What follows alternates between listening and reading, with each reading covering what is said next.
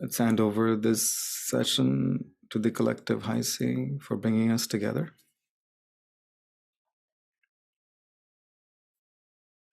The insight that came was in a phrase, drop it.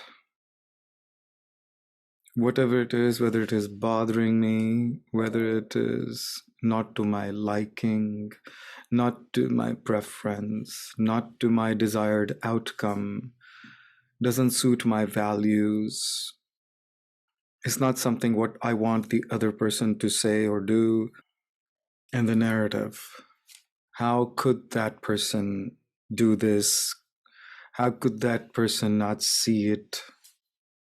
And then as a result of not being able to drop it, not being able to limit my reaction to what is confined to me, of me, and trying to spill over and control other people's actions or words, for even though it is for collective betterment. And it's going back to the old patterns of reaction, resound, and perhaps the solution, at least for me, that was suggested to me, that why not make incremental discussion, incremental progress, which I have been making, but in this situation, I was like, come on, you know, it so-called triggered me. You can say that. I got triggered is the better word, not it triggered me. It is doing its own thing. And it's two sides of the coin. One side is being able to recognize your patterns, your lessons. Other side is instead is not the right word. There is almost a choice given to us. There is a choice given to us. It's not even almost. There's always this choice given to us. It is, one could say it like an emergency exit, like an emergency chain you pull on a train that will stop the train on its tracks instead of waiting for the next stop. Not as dramatic as a train or a plane, but when we are going certain place, we have a choice to turn around. We have a choice to cancel that journey, to cancel that trip. Oftentimes we argue, we reason with ourselves, well, I have already gone this far, I've already invested, whether it's in a relationship, a job, or a thought process, or energy, or so much investment of time, money, and effort I have put into this thought process or project. One could justify why turn around now, might as well just go there and then turn around. Perhaps there is a sense of defeat. I don't know. These are just possibilities. But one could stop it, whatever that behavior is, whether it is a thinking behavior, a feeling behavior, a speaking behavior, a reaction, a sensation inside that we allow ourselves to feel a certain way, angry and frustrated or depressed or sad or and so forth. That instead of engaging in any of that, I could, in a very dispassionate manner, exit from that wheelhouse, from that rat race, from that merry-go-round, from that pattern. And not be afraid of the consequences. Like the fears are also that usually it's a fear of failure, fear of rejection, fear of making the wrong choice to start with. And I don't want to feel that I made a wrong decision, wrong choice. So obviously ego is at play. Not willing to quit. When I've made a decision that this particular habit, let's say smoking, is bad for me, why wait for that cigarette pack to be finished and not waste that cigarette pack? or just one last puff, whatever that is. Why wait for that logic? Because I don't want to waste. You see, the mind comes in the way of camouflaging in terms of duty and goodness and avoiding waste. And because all it cares is that pattern to be repeated one more time, because then it strengthens it. Exiting or choosing to exit it no longer fuels the pattern. But for that to take place, something compelling is needed. That is a goal. To say no to something, you have to say yes to something else. I used to eat chicken growing up, and then my parents became vegetarian first, but they never forced us, even though we would have an occasional non veg meals, and we enjoyed it. Uh, when I saw the butcher house and the blood and so forth, at some point I said, I don't want to be engaged in this cycle. I think it was eighth grade, maybe seventh grade, when I decided by myself I don't want to eat non-veg. And then a few months later, a year later, there would be temptation in a wedding or something like that, and then I would be encouraged. There would be a there would be an argument. Come on, I mean, why, all that stuff, and then I would give in to the temptation. And then, since I've already eaten once, then I could eat one more time. And I went back and forth. I would stop eating non-veg, and I would continue to resume that habit. The smells and the tastes were, the memories were just too compelling. And then when I met Baba and I started reading his teachings, and I read um, that if you're my devotee, yeah, I'm not trying to, I'm just sharing my story. I'm not asking anyone to quit anything. It is everyone's own decision, and that's the way it always should be. That's the only way it works. We all have to take our own journeys, guided by our own antagaran. And he says, I won't go through that because then it will sound dogmatic. He says, if you are my devotee, then you won't do the following things. That one of the things, well, might as well share it. I'm not asking people to do this. Don't smoke, don't drink, don't eat meat. Um, do not gamble, do not give and receive bribes. Do not demean yourself or demean other people by giving and receiving bribes. So, since I became serious about following Baba's teachings and took his word, I say, okay, so be it. Some of the others were part of the family values anyway, so it was just doubling up on the same family values. So then that became a compelling reason for me, what I'm trying to say. It was Baba's words became compelling reason for me. Do I still like the taste of those veggie meats? Absolutely. So I like the texture of the veggie meats and all that stuff. But I don't, I have a compelling reason not to go back to the old habit of eating non-veg. A vision that came in my mind was of Terminator movie. Um, there were two Terminators, a good Terminator and a bad Terminator come from future. Both had both had an objective. They were both programmed or pre-programmed. Both came from the future. Both came from the future to protect the future, right? One of them was to protect that kid. Another one of them was to kill that kid. Because in future that, as a matter of fact, the original one was to kill the mother who would have the kid and so forth like that. They were both driven in the entire movie by their programmed objective, a singular focused program. The lives of those robots were nothing but driven by a singular objective. For Arnold Schwarzenegger, was to protect the kid at all costs. You see, protect the kid at all costs. He didn't care if he had to blow up a truck or steal a motorcycle. His moral compass, he didn't have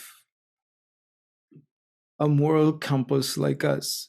His morals were actually formed, his ideals were formed, his guiding principles were formed based on, does it fulfill my objective? Does it support it or not?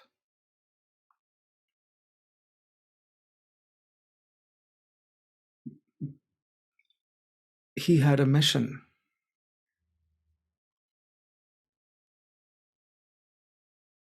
He had a purpose.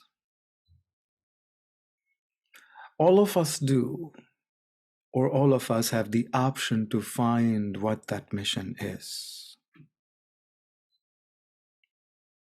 Was lost, but now found. We have the ability to question.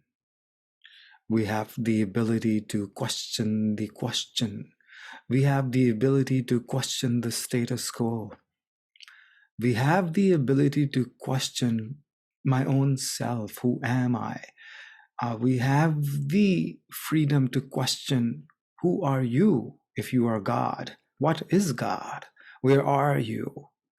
We have those freedoms and abilities. Ask away. We have the option of asking our own selves, what is the mission of this life for me? Not get into this dharmic challenge.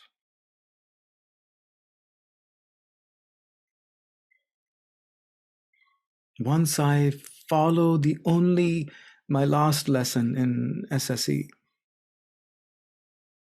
to the kids was, I say, if you learn this, you have nothing else to learn in life. That was to listen to and follow the voice of your heart.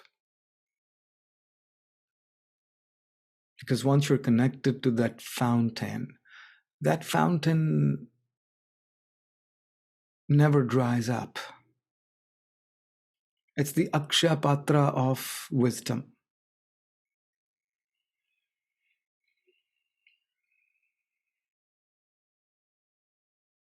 And there also self-doubts come.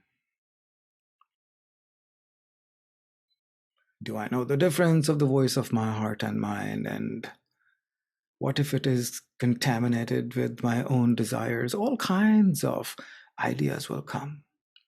I say, freedom it is, wisdom it is, victory it is, even if I'm able to follow 1% of it. Instead of thinking that I must follow 100% of it. Could I follow a bit of it? Yes. I felt something, I heard something, I did something. Good. Keep going in that direction and how do you grow? You grow by feeding it. How do you feed it? By feeding on it. If you follow that energy becomes bigger. Whatever you feed on, it becomes bigger. If you feed the doubt, if you feed the fear, the doubts and fears become bigger.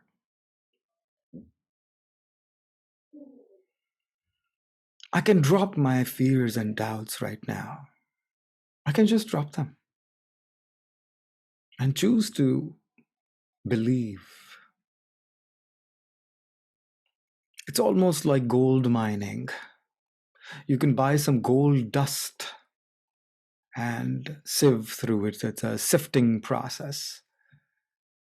Sift through it until you are able to get some gold dust out of it. Good enough, even if it is a speck or 2 or 10 or more. It is a refinement process. Instead of being discouraged by, I'm not 100%, let's be encouraged by, I'm on the right path. My intentions are right.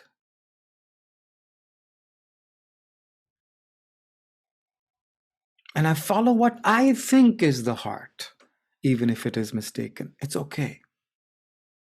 I think this is the heart. Okay, follow it. And continue with that intention. That path becomes more illumined. That aspect of me becomes stronger and clearer.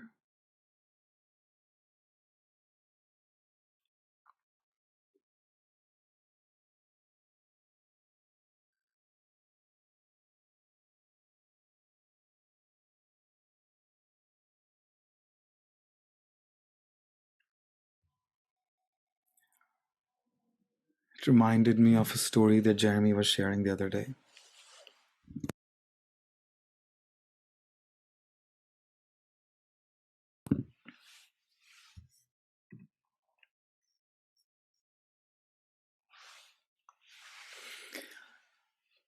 It's a Hyderabad boy's story. Those early days,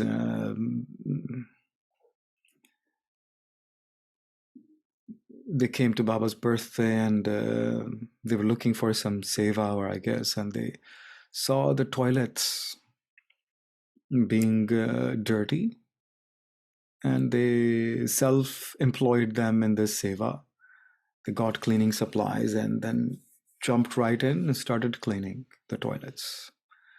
Chiranjeevi Rao and Chakravarti, these were the head of the ashram, taking rounds in a small car and chastised them, pointed them, says, who gave you this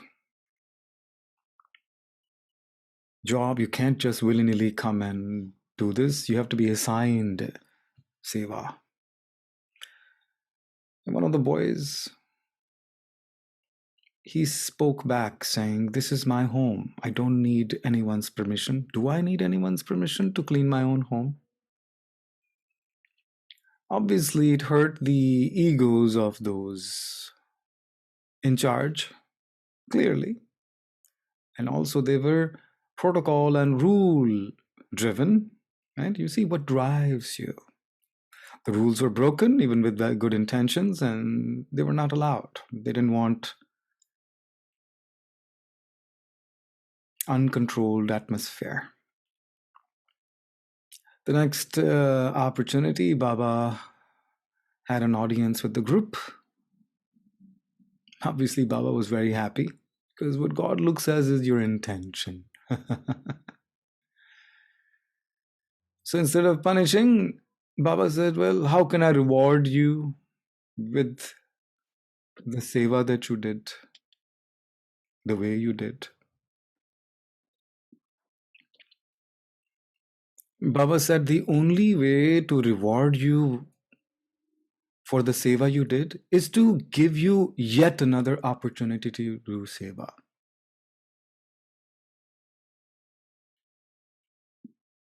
The reward, you have to understand, is always bigger than or equal to the effort. Whatever we do in life, if somebody's doing job, they get money. The amount of money is either equal to or more than the effort, always. Otherwise, no one will do. If you're doing $10 worth of effort and you are given $5, you will not do the effort. It has to match.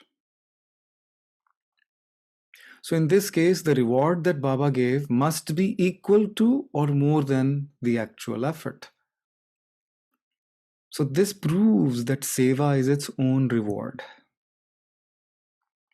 And seva is the highest reward. Seva is its own reward, and seva is the highest reward.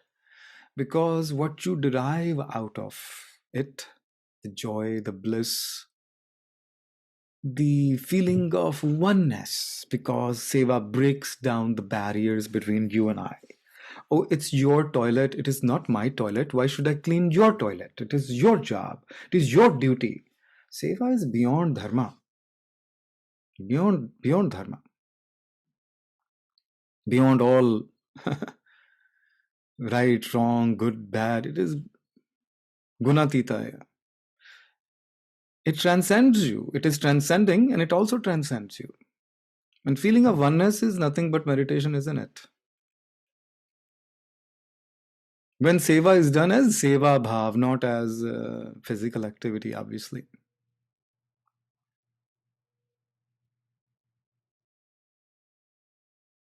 I can choose to let go and drop off my bestial, my base thoughts, feelings, and emotions that I'm so attached to.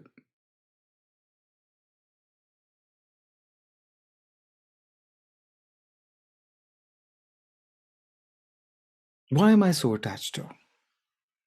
Again, it goes back to pattern. We're used to, it's familiar, we're used to. We know how to feel this way, so we allow ourselves to feel this way one more time.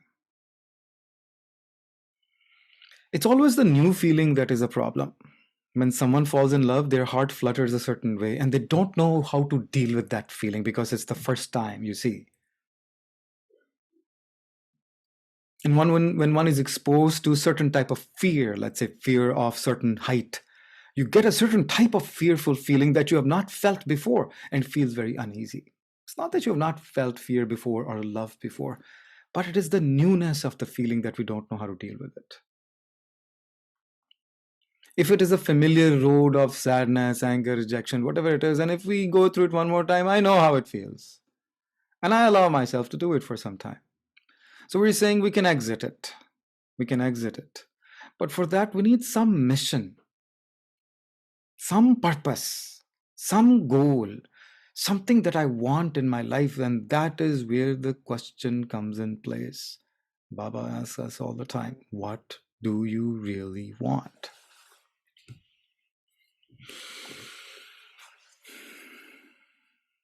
No one else can do that.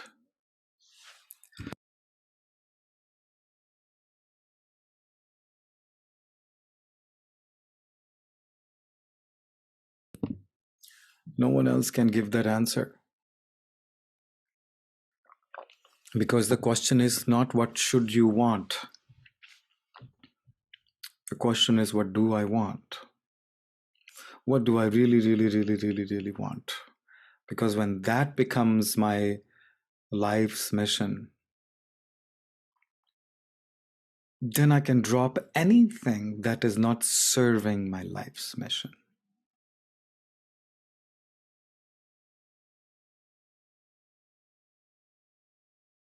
And in some way, even if we look at Dharma Vahini, we all are duty conscious people or good people, right? What is one dharma which transcends all other dharma? It is Atma Dharma. Atma Dharma is not anything different than and from listening to and following your inner voice, listening to and following the voice of your heart. Same thing, different words. We all have it. We all are guided by it, but we just don't have the habit as much to listen to the voice of the heart. We have more of the habit of listening to the voice of our mind. It's just that. And I can make the decision to shift it.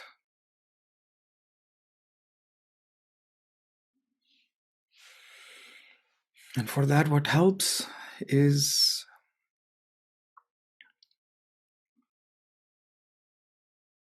starving the mind. The mind goes in multiple places, not paying attention to the mind. So, how do we do that? Any meditation will do, but really, the some meditation comes to mind at this point because it will focus our minds.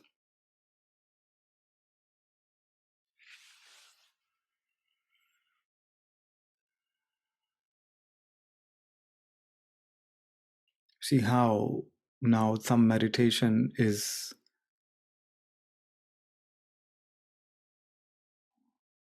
being used as a tool to drop our old habits,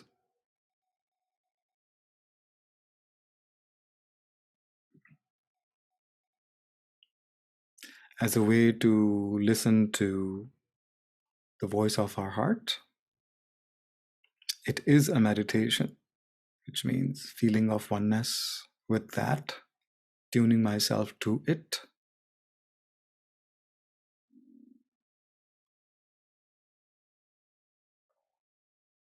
Whether you choose to look at the thumb or just focus on the tip of your nostril, the idea is the same.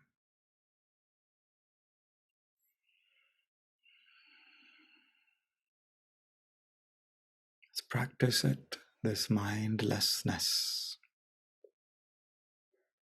being present in this moment, here and now.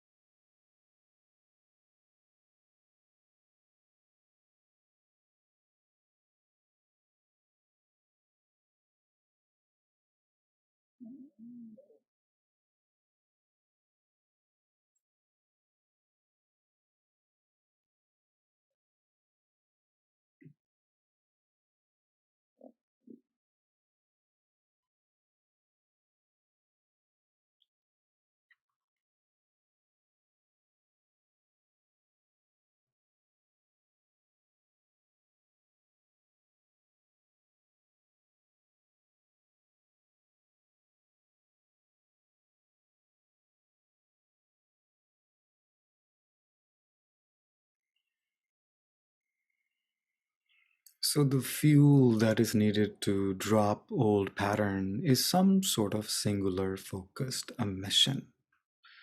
In the absence of a mission, singular focus would still help.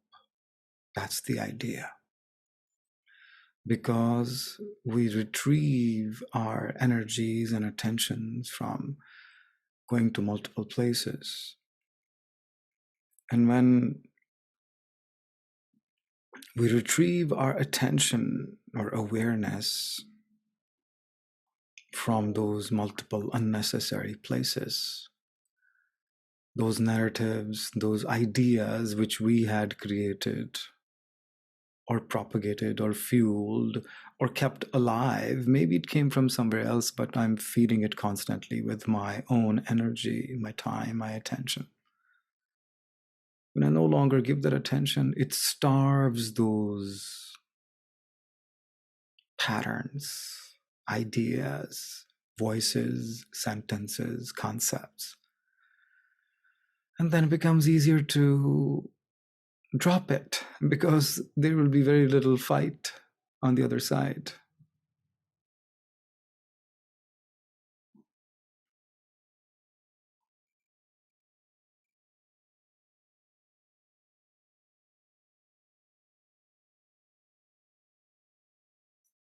You can, if you like, switch to Soham, breathe in So,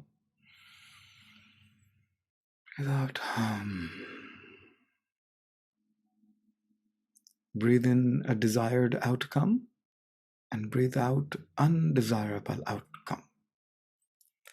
Breathe in how you want to feel and breathe out the feeling that you no longer want to feel anymore.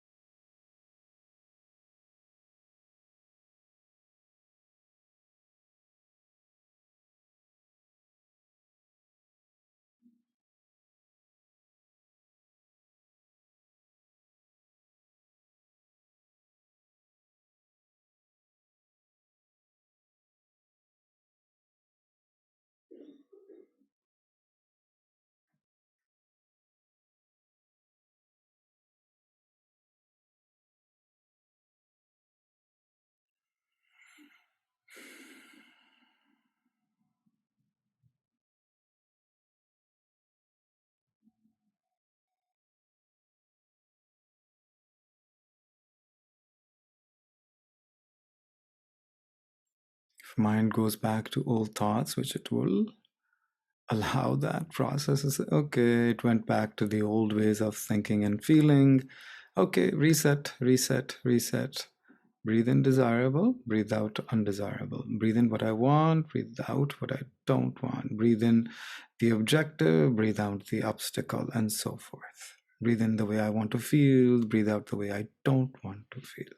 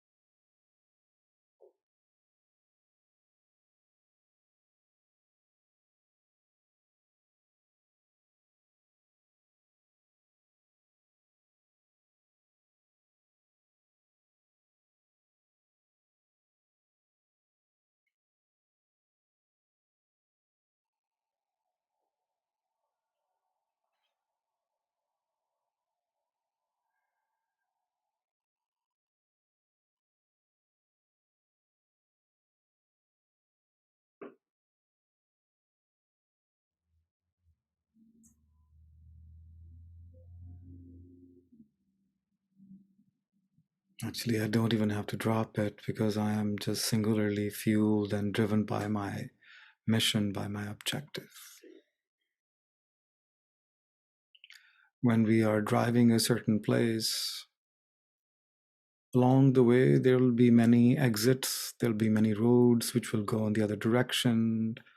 There'll be many rest houses, there'll be many other places to eat and entertain ourselves. But unless we are compelled by the to use the restroom or to eat or drink, we don't stop. We may look a certain way for a moment, but we are fueled or consumed by singular objective to reach our destination either on time or sooner than on time. Same way.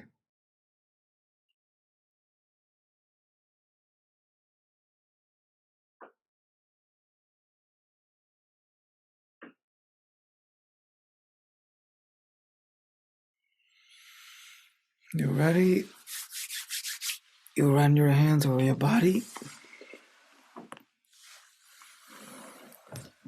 Stretch like a cat dog. Coming out of sleep. Welcome back to Here and Now. I will just remind myself of my time and you'll translate your own time. Saturday, November 19th, 2022, 11:27 a.m. Eastern, USA, New Jersey time. Welcome back Here and Now.